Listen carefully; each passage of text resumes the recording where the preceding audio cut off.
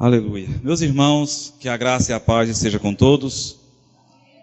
Glória a Deus.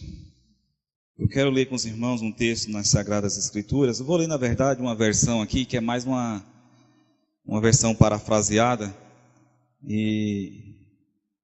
Apocalipse capítulo 2, versículo 2, 3, 4 e 5. Esses 4 versículos, na versão A Mensagem, essa versão é mais uma paráfrase da Bíblia do que propriamente uma versão como nós estamos habituados a ler. Apocalipse capítulo 2, versículos 2, 3, 4 e 5. Veja o que você tem feito, seu trabalho muito árduo, sua recusa em desistir. Sei que você não consegue tolerar o mal e que eliminou os falsos apóstolos. Conheço a sua persistência e coragem na minha causa, pois você nunca desiste. Mas você se desviou do seu primeiro amor. Por quê? Afinal, o que está acontecendo com você? Tem alguma ideia de como você caiu? Volte ao seu precioso primeiro amor. Não há tempo a perder, pois estou pronto para remover a sua luz. Pai, em nome de Jesus, eu quero mais uma vez bendizer a Ti, adorar o Teu nome, me render diante de tudo que nós ouvimos nessa noite, Pai, dos louvores, daqueles que fizeram uso da palavra e testemunharam o Senhor sobre a Tua mão, sobre a vida deles. Tudo isso foi muito bom, Senhor, ouvir. Tudo isso, Senhor Deus, trouxe ao nosso coração acalento, trouxe esperança. Senhor, nós Te louvamos por tudo que aconteceu até este momento. E Tu sabes, ó Senhor, da sinceridade, Senhor Deus, da nossa oração. Pedimos também que continue falando conosco através da Tua palavra, Pai. Que cada coração seja inflamado pela Tua palavra, pelo desejo de ouvi-la, de cumpri-la e de exaltar e glorificar o Teu nome no seu dia a dia, na sua experiência cotidiana. Pai, que assim seja. Amém. Glória a Deus. Irmãos, como eu estava aqui falando em oração, até esse presente momento, nós ouvimos os irmãos aqui testemunharem, falarem, adorarem a Deus através do cântico. E sinceramente, a gente fica pensando o que falar depois de tudo isso.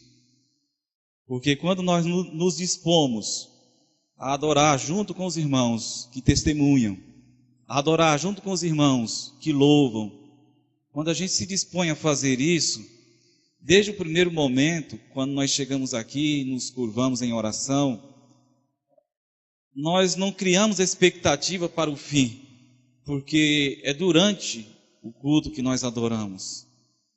Eu não sei se você costuma criar expectativas para o fim. Não é bom. É bom você adorar desde o momento até o final. E eu estou certo de que se a bênção apostólica fosse ministrada agora, estaremos por certo satisfeitos, bem alimentados, sem demagogia nenhuma. Aleluia. Glória a Deus. Mas a proposta que é feita nesses dias, nesses 40 dias, de restaurar o primeiro amor, ela continua e a gente pretende falar nesta noite, dentro desse tempo, algo dessa natureza. O texto que li no livro do Apocalipse é para que tomemos como base, mas iremos falar sobre outros textos. Primeiro ponto que eu quero assinalar com os irmãos aqui é o seguinte: voltar atrás é melhor do que perder-se no caminho. Voltar atrás é melhor que perder-se no caminho. Eu, quando criança, meu pai, eu sou de origem rural, nasci praticamente quando meus pais moravam em fazendas, e por muito tempo eu continuei morando lá, há muitos anos mesmo. E ainda quando criança, nos meus 7, 8 anos, meu pai saía para caçar à noite.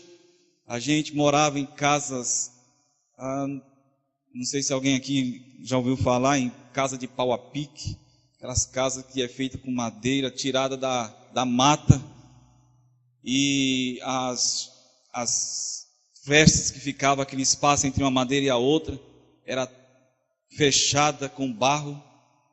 Não sei se alguém já viu alguma coisa assim. Eu morei muitos anos em casas desse jeito. O telhado era sapê, né? Tudo artesanal, tudo tirado lá, nada da cidade mesmo. Então, por um tempo, eu morei em lugares assim. E aí, tudo ali é basicamente feito, tudo o que a gente consome é tudo extraído daquele lugar ali, da roça e assim por diante. E a carne que a gente comia nem sempre era do boi, às vezes era dos bichos selvagens mesmo. Meu pai era um exímio caçador, e eu até não sou um Esaú, mas tive um pouco da habilidade também, né? E uma das vezes que meu pai saiu para caçar, e eu desde pequeno, ainda sou, mas ainda naquela época mais,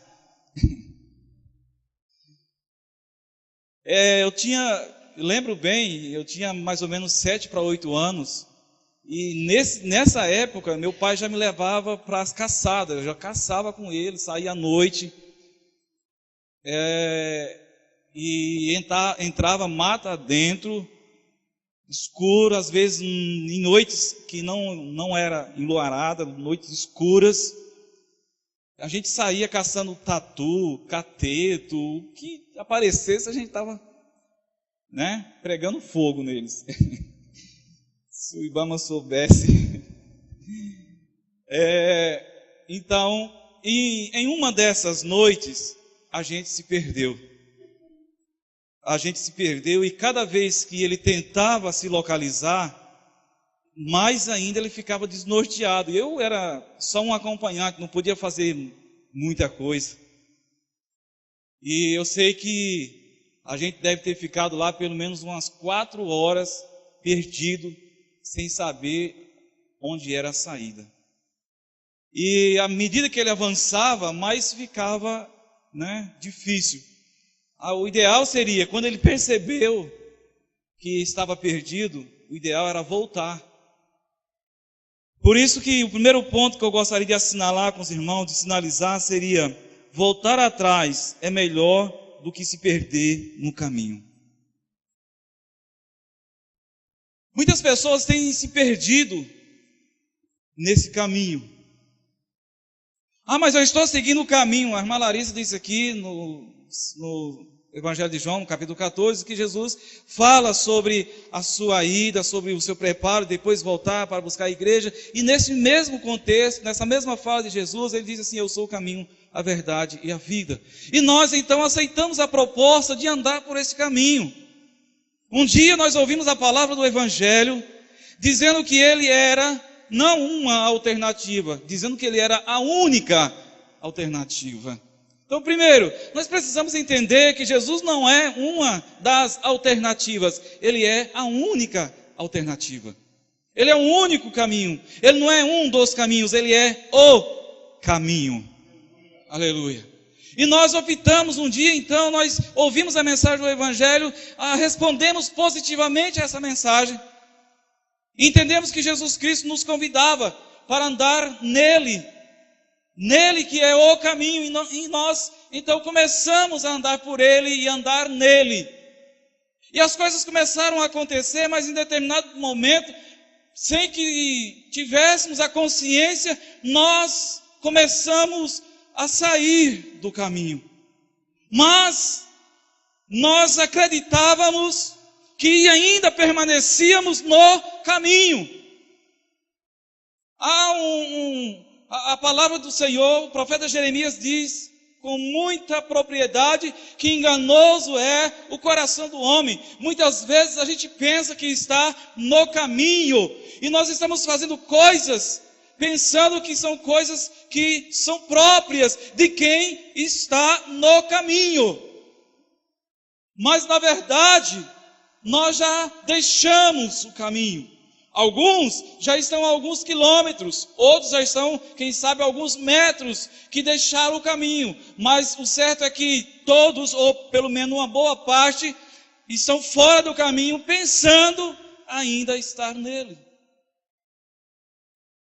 Então é melhor voltar atrás do que se perder no caminho. E quantas pessoas que estão perdidas nesse caminho. E como se não bastasse, além de eles estarem perdidos no caminho, eles estão conduzindo outros à perdição. Quem se perde no caminho, conduz outros à perdição. Eles começaram, a princípio, andando pelo caminho, fazendo coisas de quem é prático daqueles que andam por esse caminho. Mas em determinado momento, há aqueles convites, há aquelas ordens, há aquelas atrações que dizem: você não precisa sair do caminho, permaneça. Mas você pode fazer isso. Você pode se comprometer até esse momento. Você pode assumir essa responsabilidade, mesmo estando neste caminho. E as pessoas começam a aceitar essas propostas, achando que ainda continuam no caminho. Quando, na verdade, elas estão perdidas e pensam ainda estarem no caminho. Eu disse aqui do exemplo que aconteceu comigo. Meu pai pensava que estava se achando, mas cada vez ele estava se perdendo mais.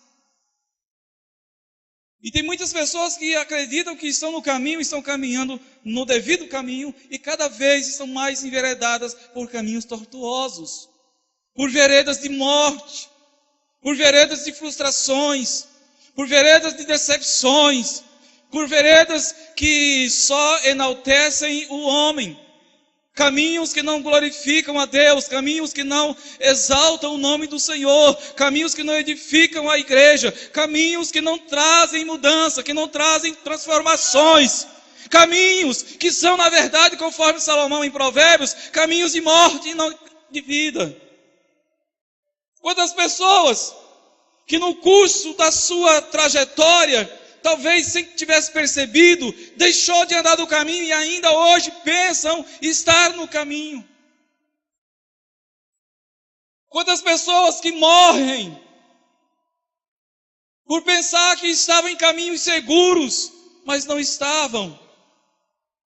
Então é melhor voltar do que se perder no caminho.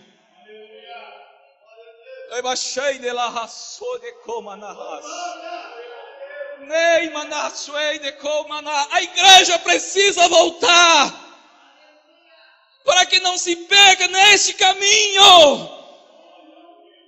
Oh, aleluia! Muitas pessoas frustradas, decepcionadas, muitas pessoas que perderam a razão da sua vida, vivendo no caminho. Volte. Por isso que o Senhor Jesus, quando escreve a igreja de Éfeso, ele diz: volte.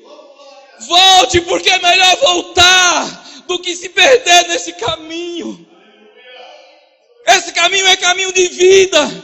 Mas se você não voltar, e se você enveredar-se por outro caminho, pensando que está nesse, você vai morrer. Ele não quer que você morra. É melhor voltar, é melhor recuar, do que permanecer achando que está no caminho, quando na verdade há muito tempo já está afastado dele. Primeiro ponto, então, que gostaria de sinalizar com vocês, é melhor voltar, do que se perder. Aleluia.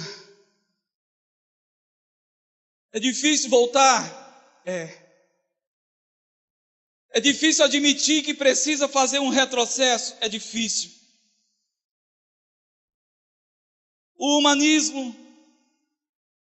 os cultos ao homem, os endeusamentos que é feito ao homem, tudo isso constitui uma barreira muito grande para que nós não voltemos. É muito difícil. Se nós fôssemos aqui catalogar, nós poderíamos elencar uma série de coisas que dificultam o retorno, o retrocesso. E porque muitos morrem achando que estão no caminho, por conta da dificuldade de admitir que precisa voltar. Mas é melhor voltar do que se perder nele. É melhor. Voltar atrás, segundo ponto, nos faz encontrar o sentido que nós não encontramos nos avanços.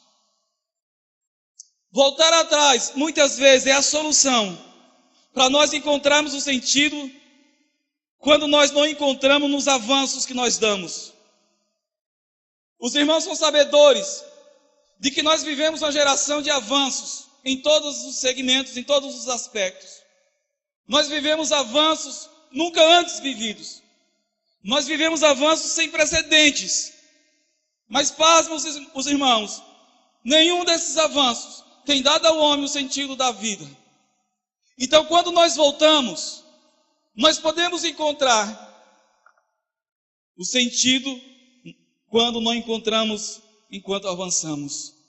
Nós temos avançado muito, nós temos avançado em poder, nós temos avançado em sabedoria, nós temos avançado em riquezas, nós temos avançado em prazer. Jeremias já dizia: não se glorie o forte na sua força, o rico na sua riqueza e o sábio na sua sabedoria.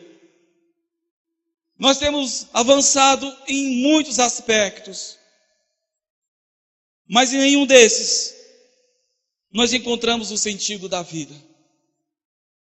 Não há limites de avanço. Nós avançamos em longevidade.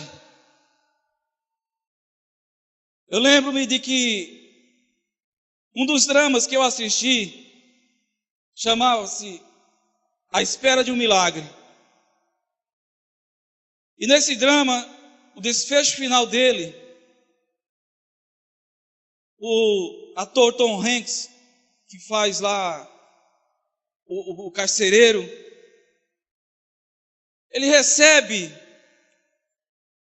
do John Coffey, que é um outro, o preso que está sentenciado à cadeira elétrica, ele recebe um poder, algo sobrenatural, que dá a ele uma extensão de vida maior do que todos da sua época.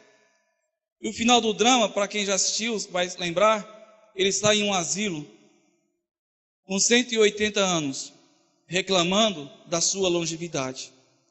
Todas as gerações passam e ele continua, não faz sentido. E o desejo que ele tem em um diálogo curto é que se ele pudesse voltar à sua geração passada, ele encontraria sentido. E muitos querem avançar, quando na verdade o sentido você pode achar hoje nele, em Jesus Cristo. Você não precisa avançar em nível de sabedoria. Você não precisa terminar o seu curso, a sua faculdade, a sua pós-graduação, o seu mestrado. Você não precisa para encontrar o sentido da vida. Você não precisa amanhã ir na concessionária e comprar um carro zero. Você não precisa. Você não precisa amanhã, de repente, encontrar o noivo ou a noiva dos seus sonhos. Você não precisa ter nada disso para encontrar o sentido da tua vida. Você não precisa avançar. Você precisa simplesmente retroceder, voltar atrás.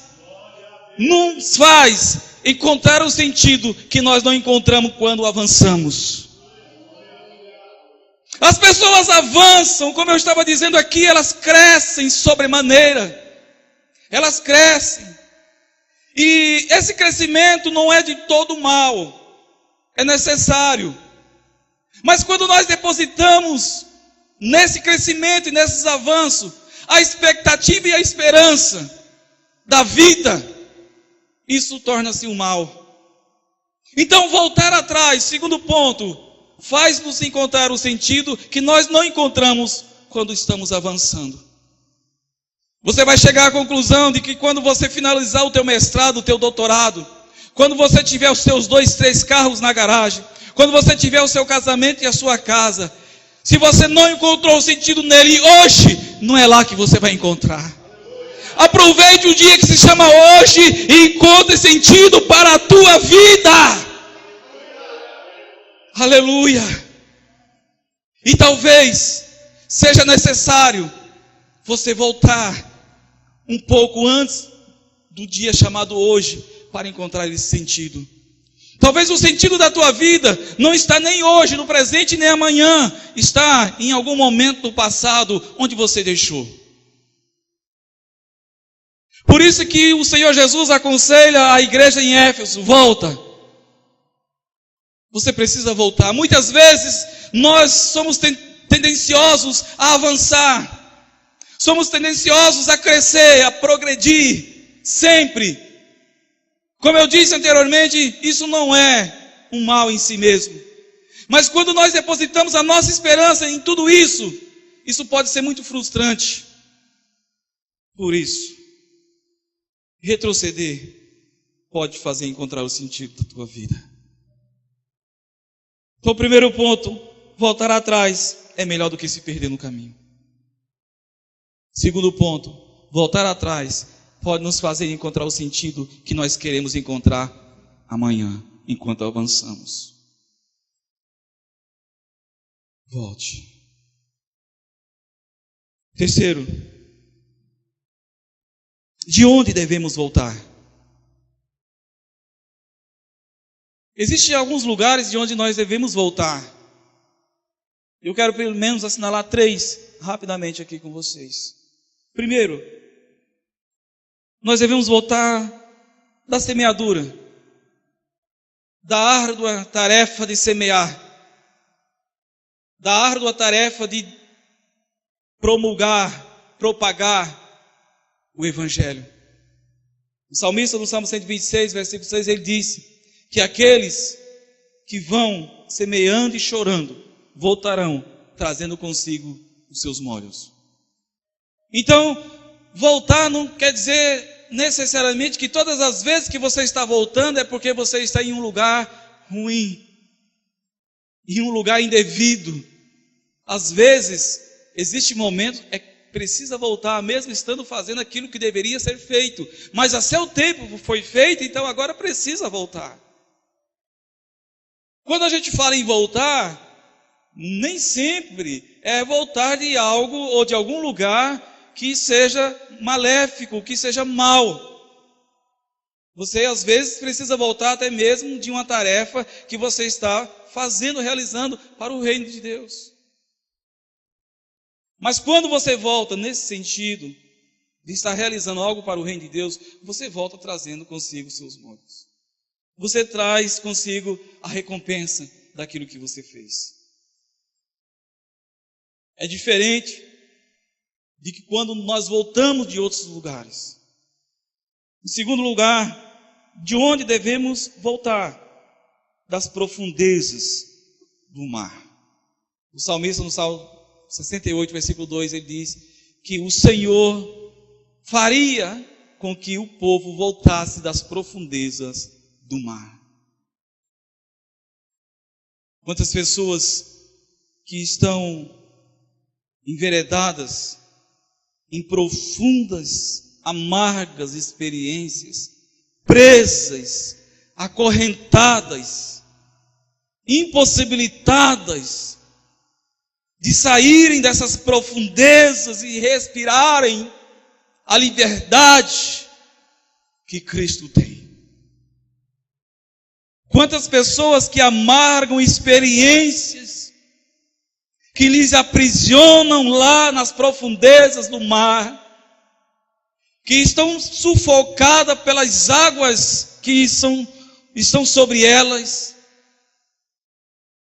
Elas estão agonizando sendo sufocada, afogando-se nas mais profundas águas de experiências amargas, de tristezas. E o Senhor diz: eu trarei-os das profundezas do mar. Qual tem sido as águas que têm te sufocado? Qual tem sido as águas que têm te submergido? Que tem feito você agonizar, a tua alma gritar, desejando suspirar, respirar, sair para a liberdade. Deus quer te trazer para essa liberdade, te arrancar dessas profundezas, fazer você voltar dessas profundezas. Aleluia. Muitas pessoas estão algemadas nessas profundezas, impossibilitadas de voltarem, de respirarem, de experimentarem a liberdade. Mas o Senhor diz: eu os trarei das profundezas do mar. Então, em segundo lugar, voltar das profundezas, voltar da semeadura, voltar das profundezas. Em terceiro lugar, voltar do cativeiro. O texto de Jeremias 33, versículo 10, diz: assim diz o Senhor, neste lugar do qual vós dizeis, é uma desolação, sem homens, nem animais, sim, nas cidades de Judá e nas ruas de Jerusalém que estão assoladas, sem homens, sem moradores, sem animais, ainda se ouvirá. O que se ouvirá? Em lugares de desolação, em lugares que não há homem nem animais, nas ruas de Jerusalém que estão assoladas, sem moradores, o que se ouvirá?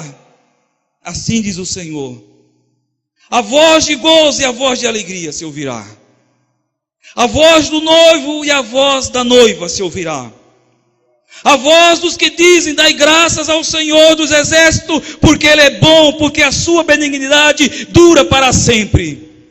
Também se ouvirá a voz dos que trazem à casa do Senhor sacrifícios de ação de graças. Pois farei voltar a esta terra os seus exilados, como no princípio, diz o Senhor. Aleluia. De onde voltar? Voltar do cativeiro. Assim diz o Senhor dos exércitos: ainda neste lugar que está deserto, sem homens, sem animais, em todas as suas cidades, haverá morada de pastores que façam repousar os seus rebanhos. Ainda nessa cidade, nas cidades da região montanhosa, nas cidades das planícies, na cidade do sul, na cidade de Benjamim, nos contornos de Jerusalém, na cidade de Judá, ainda passarão os rebanhos pela mão dos contadores, diz o Senhor. Eis que vem dias, diz o Senhor, em que cumprirei a boa palavra que falei acerca de Israel e acerca da casa de Judá. Naqueles dias e naquele tempo farei que brote a Davi um renovo de justiça. Ele executará o juízo e a justiça na terra. No lugar onde há desolação, no lugar onde há deserto, no lugar na terra onde eles estavam em tempos passados e que agora ninguém mais morava. Não havia habitação, não havia moradores, não havia rebanho, não havia animais, não havia homens, não havia nada. Só destruição. E o Senhor chama o profeta Jeremias. E ele diz: olha, ainda se ouvirá nessa terra cuja esperança, humanamente falando, não há. É só deserto, destruição, desolação. Mas ele diz: nessa terra haverá rebanhos, haverá moradores, haverá cântico do noivo e da noiva, e haverá pastores para recolher os rebanhos. Aleluia! Nessa terra que muitos estão dizendo, e você sabe que a terra hoje não é uma terra física, geográfica. A terra hoje é você. Nessa terra desolada, sem esperança, sem moradores, nessa terra deserta, árida, seca, ainda se ouvirá cânticos, ainda se ouvirá louvores nessa terra. E ele finaliza no versículo 16 dizendo: naqueles dias Judá será salvo e Jerusalém habitará em segurança. Este é o nome que lhe chamarão: o Senhor, justiça nossa. Aleluia. De onde devemos voltar? Da semeadura, das profundezas do mar e do cativeiro. Em quarto lugar, para finalizar, há um caminho para aqueles que desejam voltar. O profeta Isaías, no capítulo 11, versículo 16, ele vai dizer que há um caminho para quem deseja voltar. Qual é o nível de intensidade que nós temos de voltar? Será que nós queremos voltar ou queremos permanecer seguindo a passos largos, perdidos no caminho? Assim haverá caminho plano. Caminho plano, irmãos, implica dizer que é caminho cuja visão alcança longe. Plano é isso, algo sem obstáculos, sem tortuosidade, sem vales, sem subidas e descidas, algo plano, cuja visão alcança longe. Assim haverá caminho plano, caminhos retos para os que querem voltar. O Senhor propõe para aqueles que desejam voltar um caminho sem tortuosidades, sem curvas, sem desvios. Ele propõe e estabelece um caminho que você pode andar com uma visão alcançando muito longe. Quando você anda com uma visão que alcança longe, você anda com segurança, porque você sabe o que está à sua frente. Imagina você dirigindo, e você vai se aproximando e vai vendo as placas dizendo curva sinuosa, curva perigosa. Então você vai se segurando, você não tem uma segurança do que pode estar à frente. Agora, quando você está dirigindo, que você pega uma reta, que não tem subida, descidas, você anda com tranquilidade, com segurança, porque você está vendo longe. E à medida que você vai andando, a visão vai ampliando, sempre. À medida que você avança, a sua visão vai ampliando. O plano que o Senhor tem, o caminho que o Senhor tem, para aqueles que querem voltar, é plano. Para que você ande com segurança. Para que você faça o caminho de volta com segurança. Para que você não se perca neste caminho que nós assinalamos como primeiro ponto.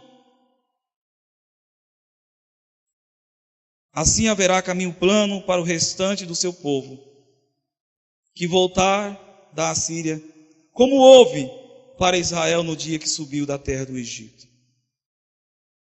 E plano aqui, é claro que não é na questão física, plano no sentido figurado. E você ter percepção do que está fazendo, de como está andando, de como está sendo conduzido. Esse caminho que o Senhor propõe, plano, é nesse sentido. Então, em primeiro lugar, voltar é melhor do que se perder.